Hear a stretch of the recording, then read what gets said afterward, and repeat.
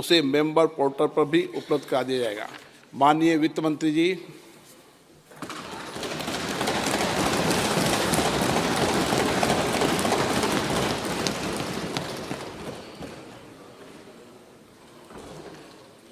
Honorable Speaker, I present the interim budget for 24-25.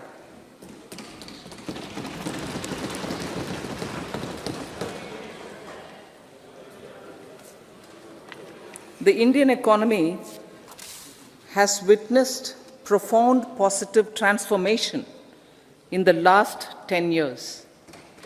The people of India are looking ahead to the future with hope and optimism. With the blessings of the people, when our government, under the visionary and dynamic leadership of Honorable Prime Minister Shri Narendra Modi, assumed office in 2014, the country was facing enormous challenges. With Sabka Saath, Sabka Vikas as its mantra, the government overcame those challenges in right earnest. Structural reforms were undertaken.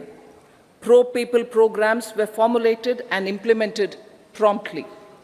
Conditions were created for more opportunities for employment and entrepreneurship. The economy got a new vigor. The fruits of development started reaching the people at scale.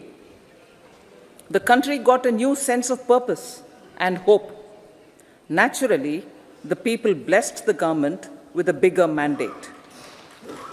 In the second term, our government, under the leadership of Honorable Prime Minister, doubled down on its responsibilities to build a prosperous country with comprehensive development of all people and all regions.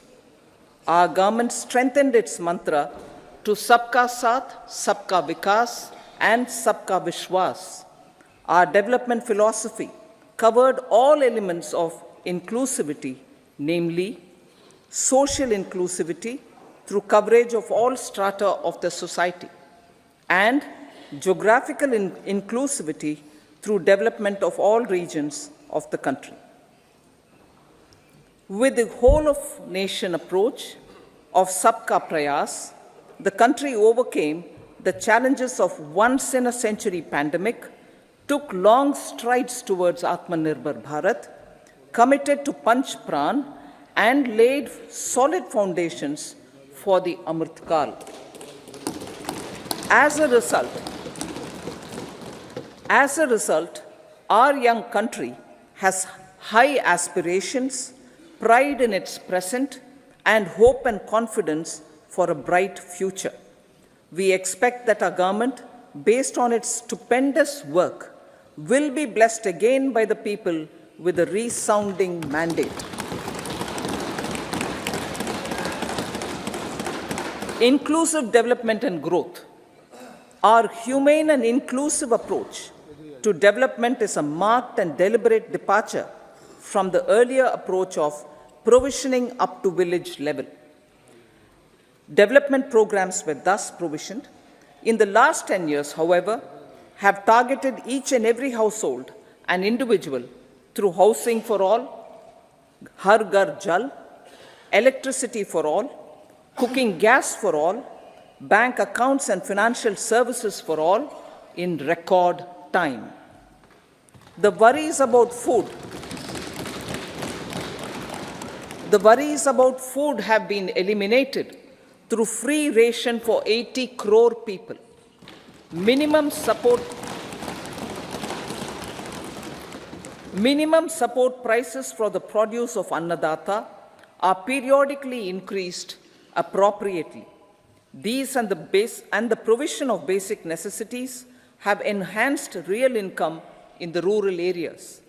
Their economic needs could be addressed, thus spurring growth and generating jobs. Social justice. Our government is working with an approach to development that is all-round, all-pervasive, and all-inclusive. Sarvangin, Sarvasparshi, or Sarvasamaveshi. It covers all castes and people at all levels. We are working to make India a Vikasit Bharat by 2047. For achieving that goal, we need to improve people's capability and empower them. Previously, social justice was mostly a political slogan. For our government, social justice is an effective and necessary governance model. The saturation approach of covering all eligible people is the true and comprehensive achievement of social justice. This is secularism in action, reduces corruption, and prevents nepotism, prevents Bhai Bhatijawad. There is transparency and assurance that benefits are delivered to all eligible people. The resources are distributed fairly. All, regardless of their social standing, get access to opportunities. We are addressing systemic inequalities that had plagued our society. We focus on outcomes and not on outlays, so that the social economic transformation is achieved. As our Prime Minister firmly believes, we need to focus on 4 major castes. They are Garib, Mahilaye, Yuva, and Annadata. Their needs, their aspirations, and their welfare are our highest priority. The country progresses when they progress. All 4 require and receive government support in their quest to better their lives. Their empowerment and well-being will drive the country forward. Garib Kalyan, Desh Ka Kalyan. We believe in empowering the poor. The earlier approach of tackling poverty through entitlements had resulted in very modest outcomes.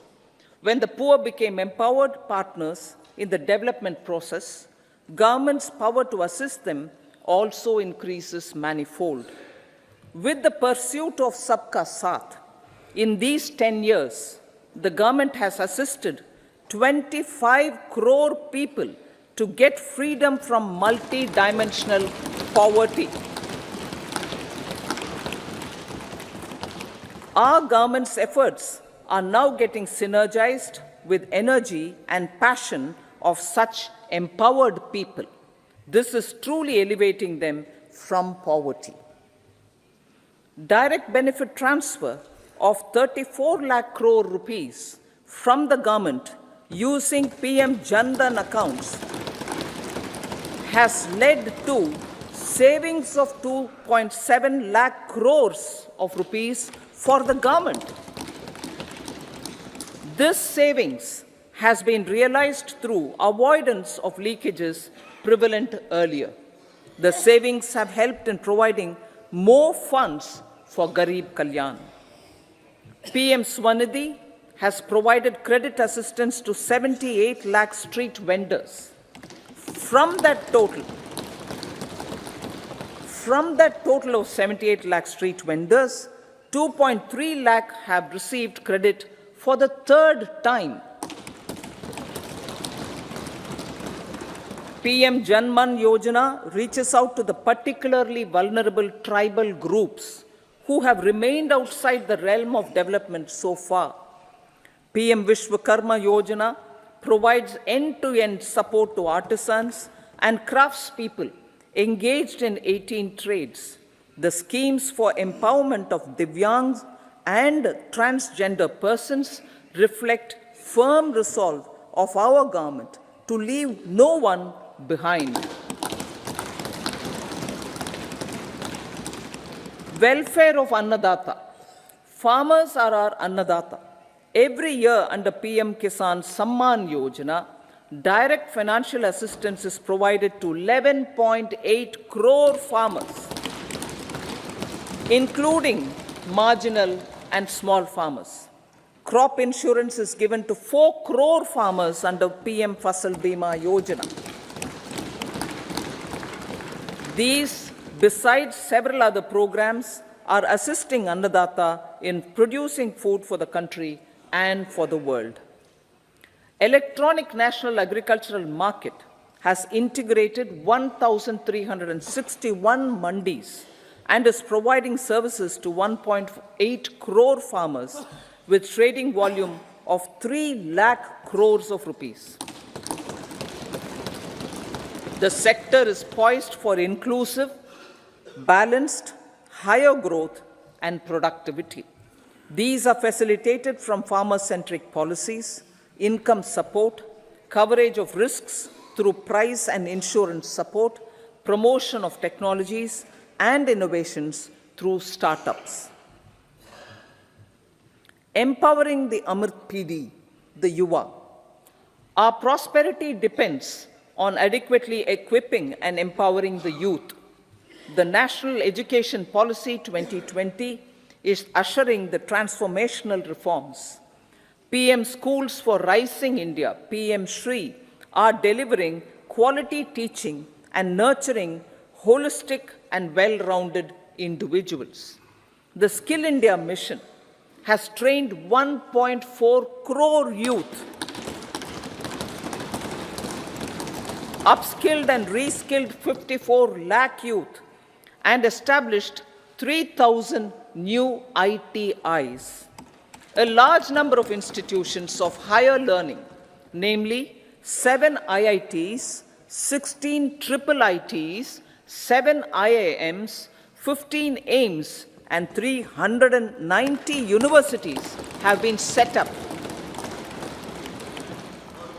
PM Mudra Yojana has sanctioned 43 crore loans aggregating to 22.5 lakh crores of rupees for entrepreneurial aspirations of our youth.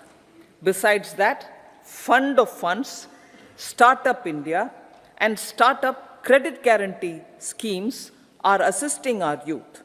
They are also becoming Rozgar Data. The country is proud of our youth scaling new heights in sports. The highest ever medal tally in Asian Games and Asian Para Games in 2023 reflects a high confidence level.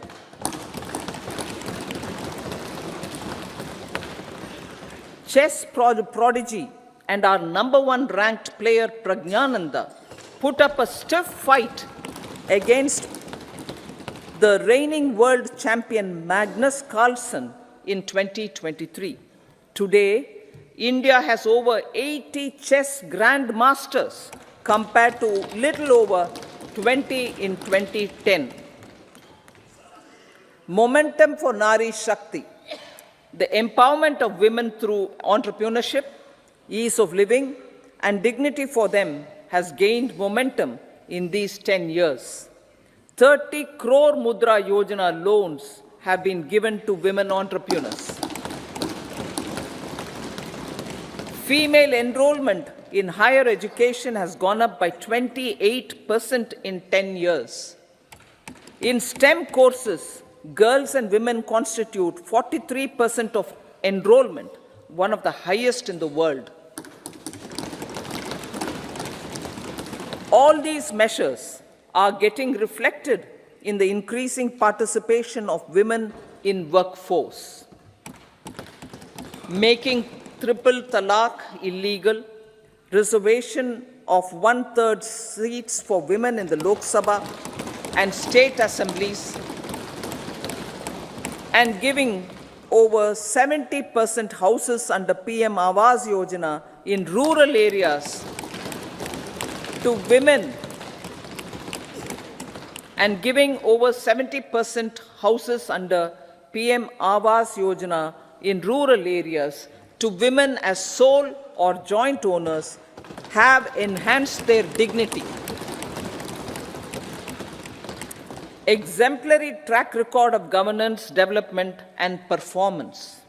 Besides delivering on high growth in terms of gross domestic product, the government is equally focused on a more comprehensive GDP, that is, governance, development, and performance.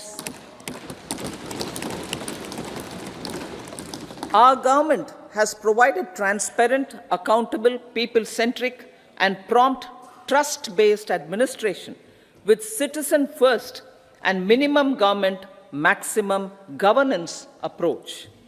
The impact of all-round development is discernible in all sectors. There is macroeconomic stability, including in the external sector. Investments are robust. The economy is doing well. People are living better and earning better, with even greater aspirations for future. Average real income of the people has increased by 50%. Inflation is moderate. People are getting empowered, equipped, and enabled to pursue their aspirations. There is effective and timely delivery of programs and of large projects. Economic management. The multi-pronged economic management over the past 10 years has complemented people-centric, inclusive development. Following are some of the major elements. 1.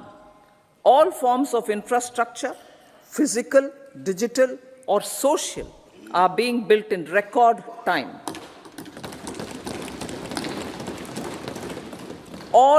Number 2, all parts of the country are becoming active participants in economic growth. Number 3, digital public infrastructure, a new factor of production as if in the 21st century, is instrumental in formalization of the economy. Number 4, goods and services tax has enabled one nation, one market, one tax. Tax reforms have led to deepening and widening of tax base. Number 5, strengthening of the financial sector has helped in making savings, credit, and investments more efficient. Number 6, GIFT, IFSC, and the Unified Regulatory Authority, IFSCA, are creating a robust gateway for global capital and financial services for the economy. Number 7, proactive inflation management has helped keep inflation within the policy band. Now, the global context, Honorable Speaker, sir. Geopolitically, global affairs are becoming more complex and challenging with wars and conflicts. Globalization is being redefined with reshoring and friendshoring, disruption and fragmentation of supply chains, and competition for critical minerals and technologies. A new world order is emerging after the COVID pandemic. India assumed the G20 presidency during very difficult times for the world. The global economy was going through high inflation, high interest rates, low growth, very high public debt, low trade growth, and climate changes. The pandemic has led to a crisis of food, fertilizer, fuel, and finances for the world, while India successfully navigated its way.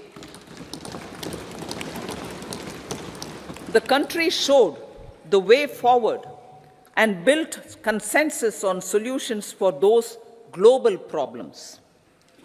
The recently announced India-Middle East-Europe economic corridor is a strategic and economic game changer for India and others.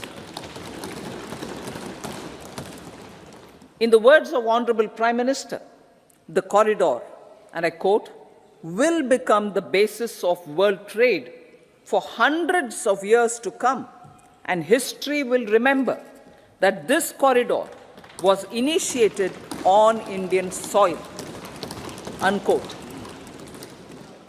Vision for Vikasit Bharat. Our vision for Vikasit Bharat is that of prosperous Bharat in harmony with nature, with modern infrastructure, and providing opportunities for all citizens and all regions to reach their potential. With confidence arising from strong and exemplary track record of performance and progress, earning Sabka Vishwas The next 5 years will be years of unprecedented development and golden moments to realize the dream of developed India by 2047. The trinity of demography, democracy, and diversity, backed by Sabka Prayas, has the potential to fulfill aspirations of every Indian. As Honorable Prime Minister in his Independence Day address to the nation mentioned, I quote, "There is no dearth of opportunities, as many opportunities as we want. The country is capable of creating more opportunities. Sky is the limit," unquote. Strategy for Amrit Kal.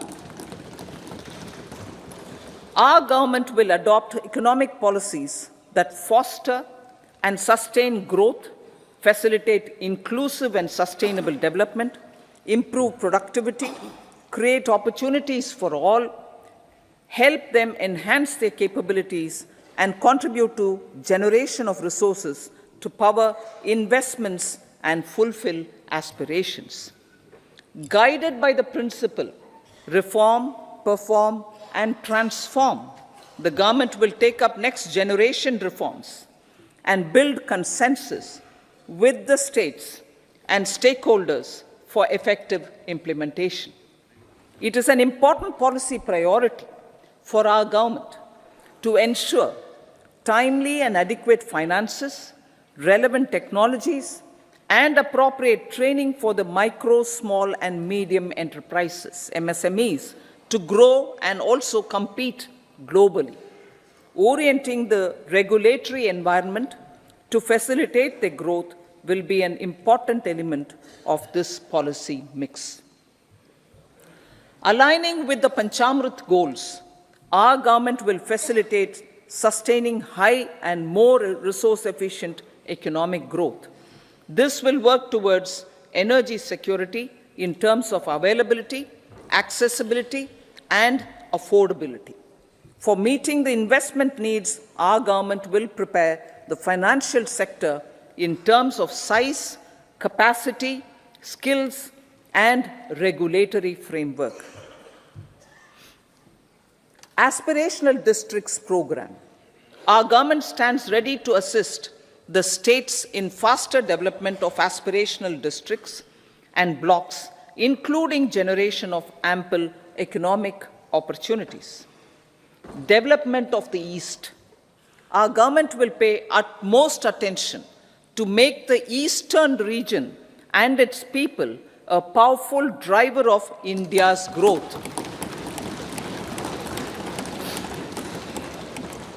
PM Awas Yojana Gramin.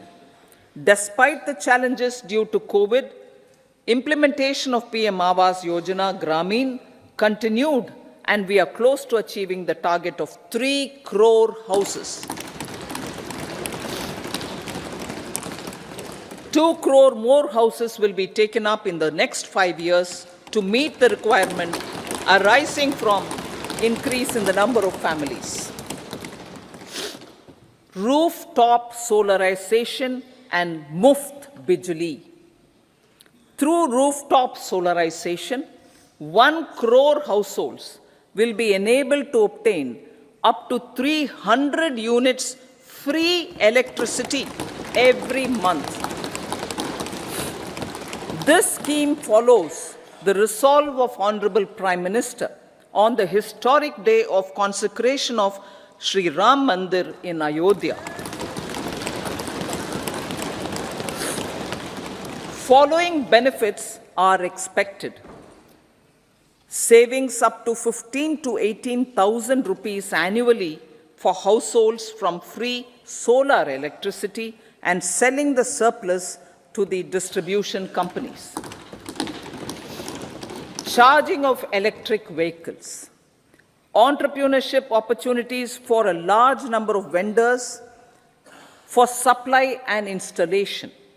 Employment opportunities for the youth with technical skills in manufacturing, installation, and maintenance.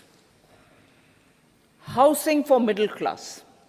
Our government will launch a scheme to help deserving sections of the middle class, and I quote from Honorable Prime Minister's words, living in rented houses or slums or chawls and unauthorized colonies, unquote, to buy or build their own houses.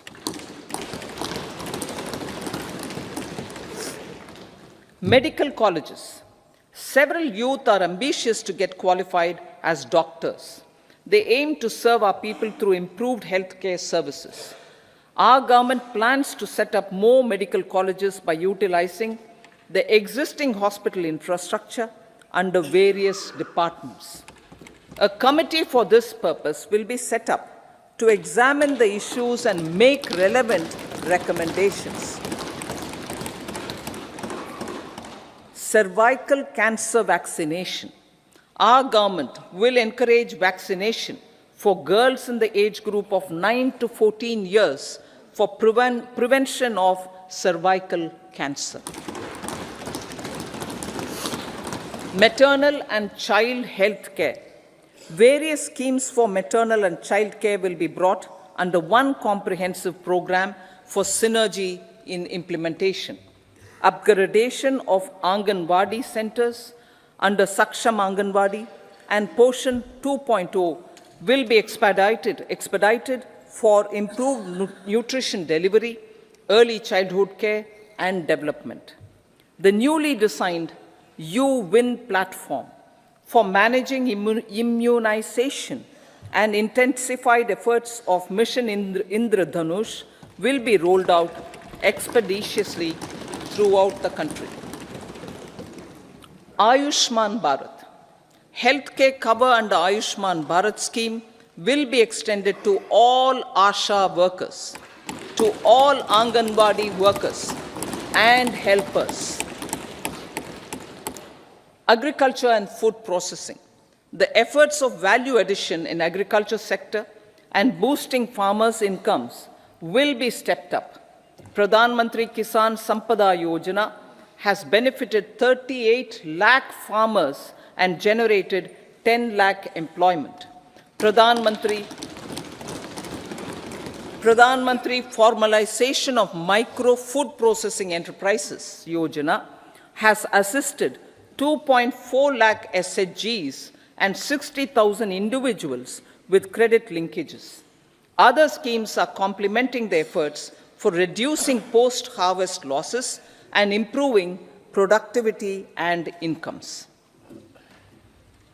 For ensuring faster growth of the sector, our government will further promote private and public investment in post-harvest activities, including aggregation, modern storage, efficient supply chains, primary and secondary processing and marketing and branding. Nano DAP.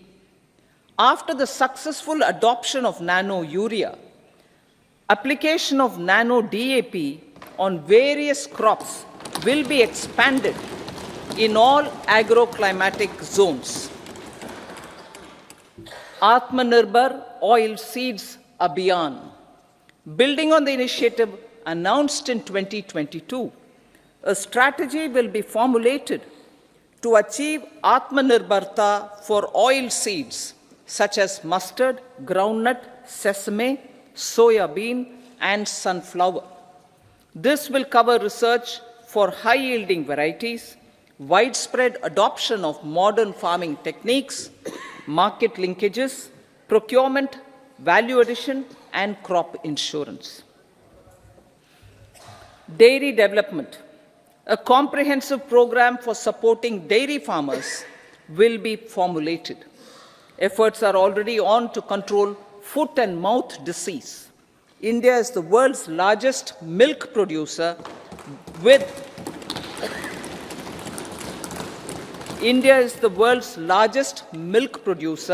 but with low productivity of milch animals. The program will be built on the success of existing schemes such as Rashtriya Gokul Mission, National Livestock Mission, and infrastructure development funds for dairy processing and animal husbandry. Matsya Sampada. It was our government which set up a separate department for fisheries, realizing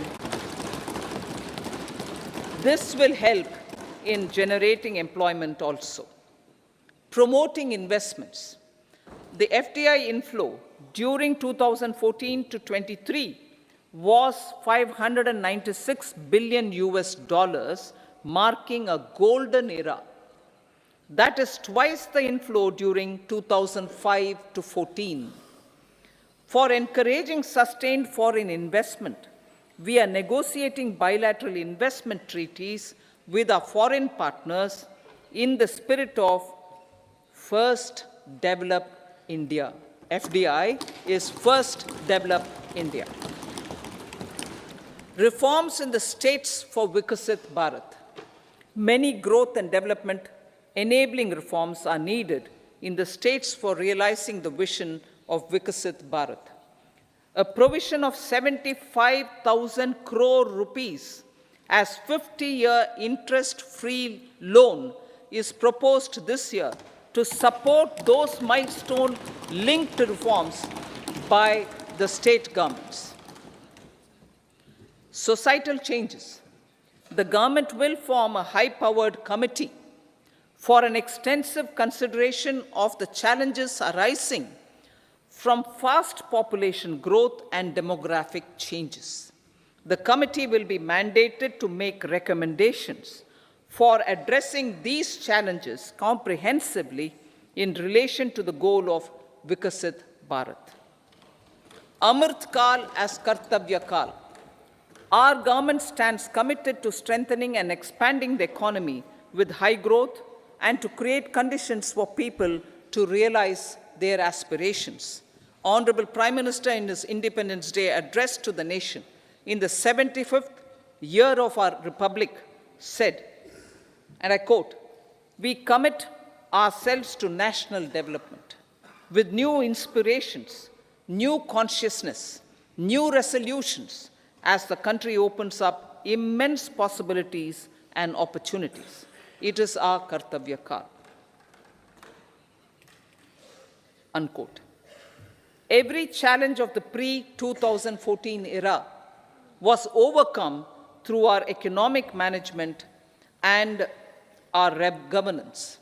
These have placed the country on a resolute path of sustained high growth. This has been possible through right policies, true intentions, and appropriate decisions.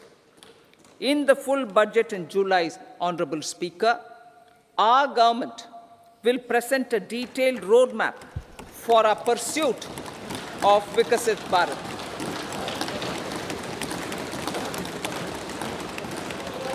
Revised estimates. Revised estimates of 2023-24.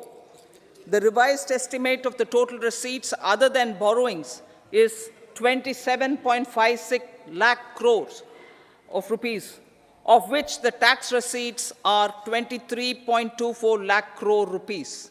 The revised estimate of total expenditure is 44.90 lakh crore rupees. The revenue receipts at 30.3 lakh crore rupees are expected to be higher than the budget estimate, reflecting strong growth momentum and formalization in the economy. The revised estimate of the fiscal deficit is 5.8% of GDP, improving on the budget estimate, notwithstanding moderation in the nominal growth estimates. Budget estimates for 2024-25. Coming to the year 2024-25, the total receipts other than borrowings and total expenditure are estimated at 30.80 and 47.66 lakh crore rupees respectively. The tax receipts are estimated at 26.02 lakh crore rupees. The scheme of 50-year interest-free loan for capital expenditure to states will be continued this year with an outlay of 1.3 lakh crore rupees. We continue on the path of fiscal consolidation as announced in my budget speech of 2021-22, to reduce fiscal deficit below 4.5% by 25-26. The fiscal deficit in 2024-25 is estimated to be 5.1% of GDP, adhering to that path. So the gross and net market borrowings through dated securities during 24-25 are estimated at 14.13 lakh crore rupees and 11.75 lakh crore respectively. Both will be less than that in 23-24. Now that the private investments are happening at scale, the lower borrowings by the central government will facilitate larger availability of credit for the private sector. Vote on account. I'll be seeking vote on account approval of the Parliament through the appropriation bill for a part of the financial year 2024-25. I will now move to Part B. Honorable Speaker, sir, over the last 10 years, the direct tax collections have more than trebled and the return filers swelled 2.4 times. I would like to assure the taxpayers that their contributions have been used wisely for the development of the country and welfare of its people. I appreciate the taxpayers for their continued support. The government has reduced and rationalized tax rates. Under the new tax scheme, there is now no tax liability for taxpayers with income up to 7 lakh rupees, up from 2.2 lakh rupees in the financial year 2013-14.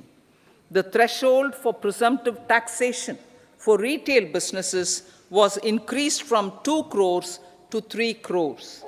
Similarly, the threshold for professionals eligible for presumptive taxation was increased from 50 lakh rupees to 75 lakh rupees.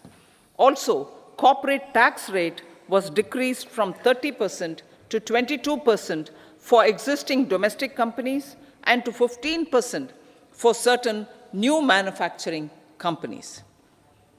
Honorable Speaker, sir, in the last 5 years, our focus has been to improve taxpayer services.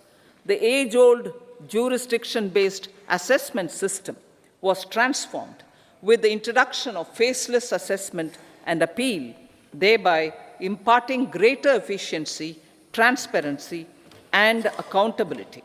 Introduction of updated income tax returns, a new Form 26AS, and pre-filling of tax returns have made filing of tax returns simpler and easier.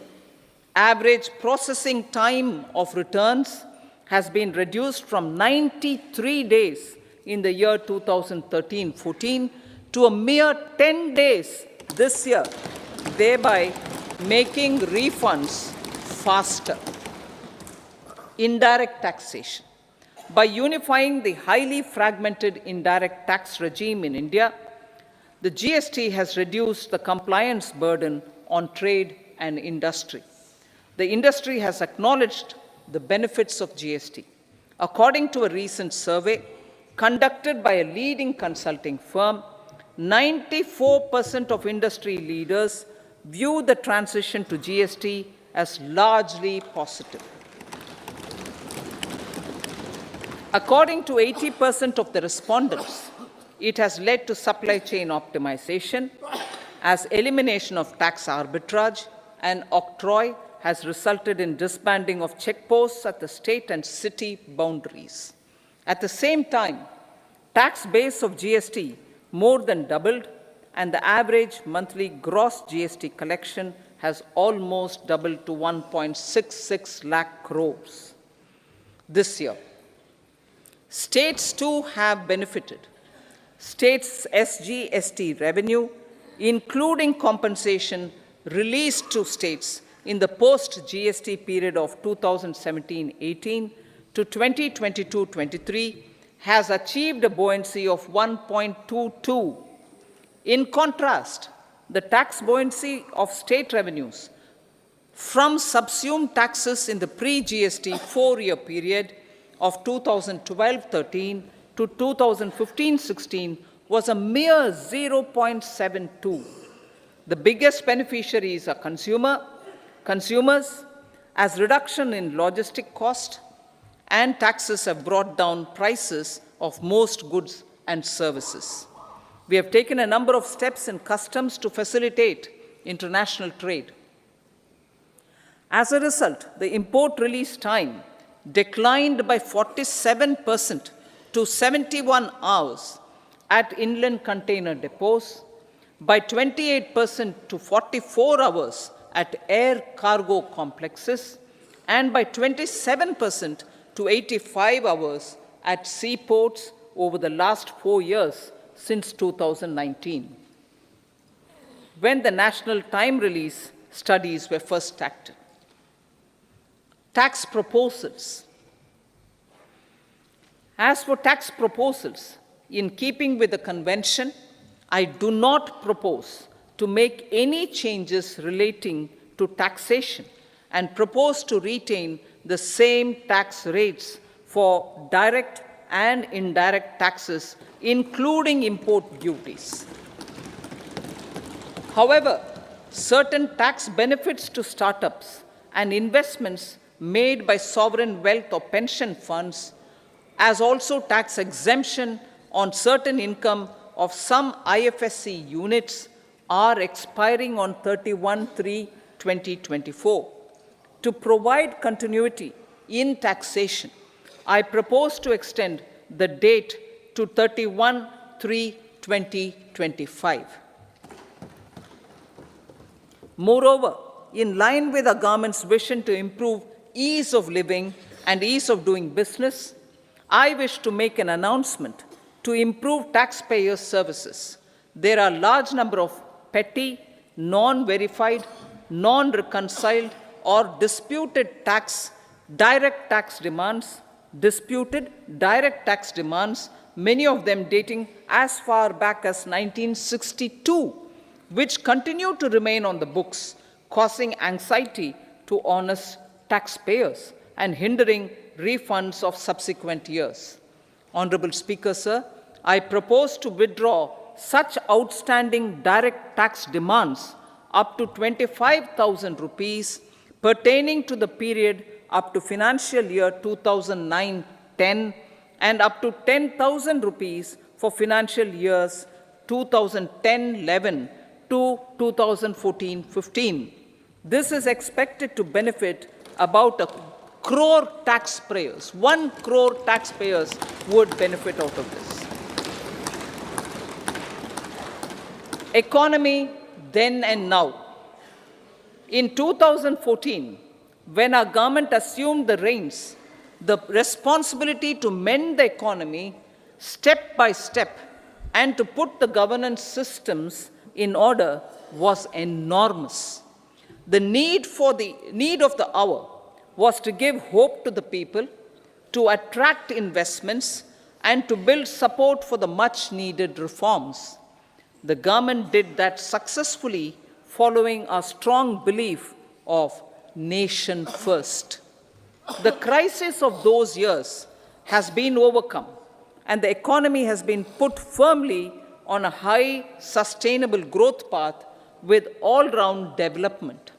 It is now appropriate to look at where we were then. I repeat, it is now appropriate to look at where we were then till 2014 and where we are now, only for the purpose of drawing lessons from the mismanagement of those years. The government will lay a white paper on table of the House.